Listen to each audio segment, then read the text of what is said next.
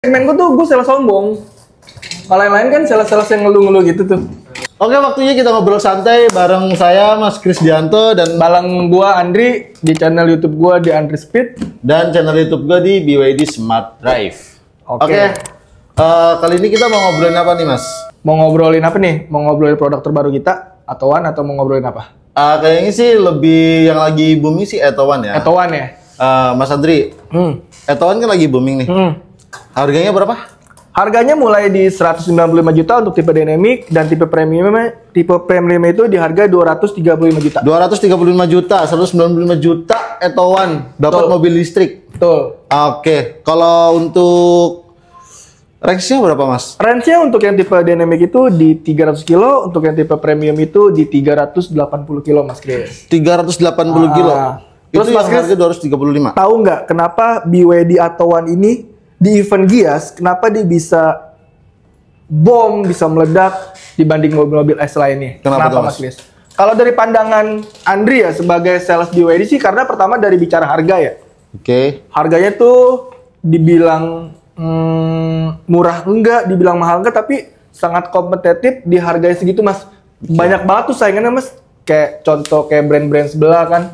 Ada yang harganya 198 juta, udah dapat mobil listrik di tipe Etowan di tipe dynamic kan di harga 195 juta aja udah dapat mobil listrik. Terus tahu sendiri kan Mas Kris, mobil listrik kan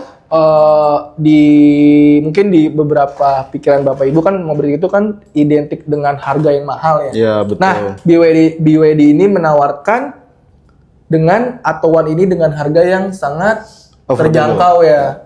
Di harga 195 juta aja udah dapet fitur-fitur mobil listrik seperti bebas ganjil genap, terus pajaknya Mas Kris, pajaknya itu cuma 143.000.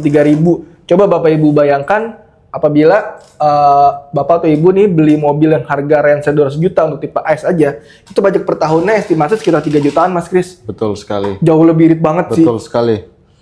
Mas Andri perlu tahu kenapa BYD itu dengan fitur segudang, fitur selangit sebanyak itu, kenapa harganya itu sangat hemat, sangat ramah?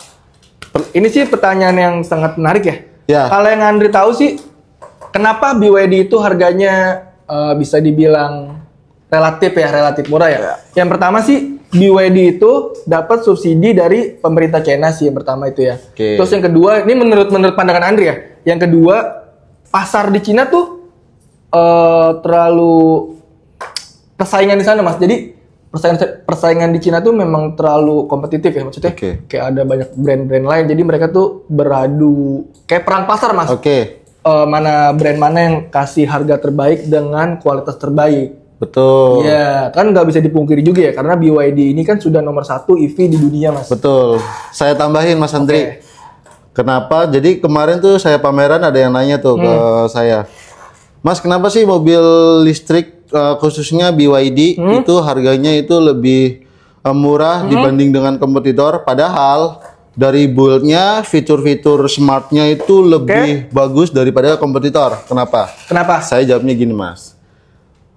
Jadi BYD ini dia itu bukan cuma sekedar perusahaan mobil, Mas. Dia itu perusahaan teknologi. BYD. Oh, berarti kita bicara histori BYD-nya nih. Nah, terus untuk apa? Untuk produksinya dari A sampai Z itu BYD itu semuanya dia produksi sendiri. Betul. Jadi dia itu bisa jadi BYD dia itu produksi sendiri sehingga bisa menghemat atau menghemat cost ya Mas Kris. Menghemat cost untuk produksinya.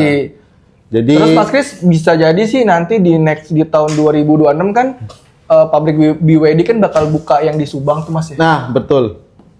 Menurut pandangan Mas Kris nih sebagai sales, harga mempengaruhi nggak nanti bakal adanya pabrik di Indonesia ini? Yang pasti harga pasti mempengaruhi, apalagi di after sales-nya. Iya. Nah, orang Indonesia kan beli mobil itu dia lebih tertarik juga sama after sales-nya nih, Mas. Betul. Sebenarnya sih gua sih nggak sepaham ya sama kayak misalnya orang-orang dia beli mobil nih, terus udah bicara, oke nanti next kalau gue jual tuh harganya turun nggak? Ya. Sebenarnya salah segmen sih menurut gue Mas Kris ya. Oh gitu. Iya, kalau orang mau berinvestasi namanya, kenapa dia nggak beli emas?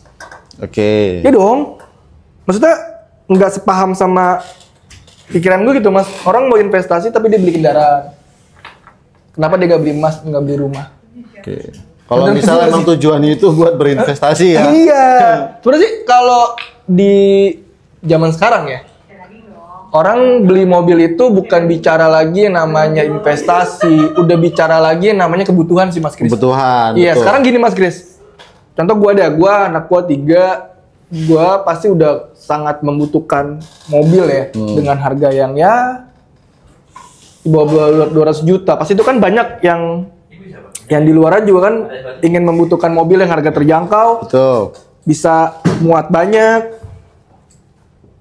Terus Mas Kris, kemarin ada lagi customer nanya, Mas, kan atuan kecil nih. Kalau banjir gimana ya? Nah, pasti Bapak Ibu itu sih khawatir pasti banyak yang dikhawatirin ya untuk pengguna EV baru. Iya, betul, apalagi ini mobil listrik kan. Iya, terus takut kesetrum lah. Takut setrum lah ini itu ya kan.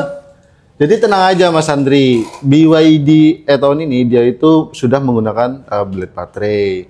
Terus sudah lolos IP68.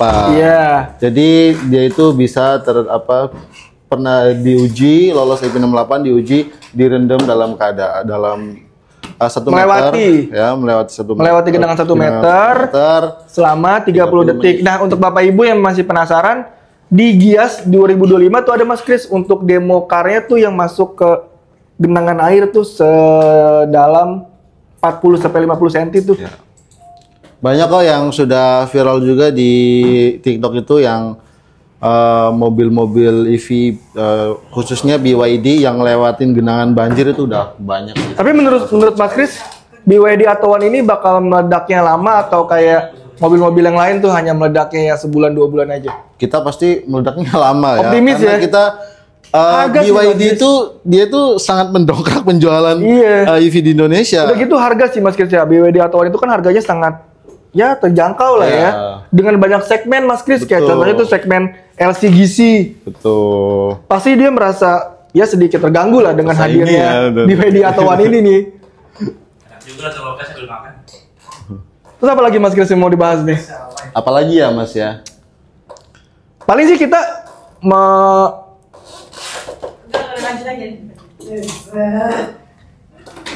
sebenarnya kita di podcast ini sih tujuannya pertama kita menjawab keraguan para customer ya, para bapak ibu yang masih ragu untuk beli BYD, masih tujuannya ya. Betul. Mungkin kalau misal bapak ibu ada perlu yang mau ditanyakan bisa langsung di komen aja ya. Di komen nanti kita coba bahas ke depannya apa aja seperti apa.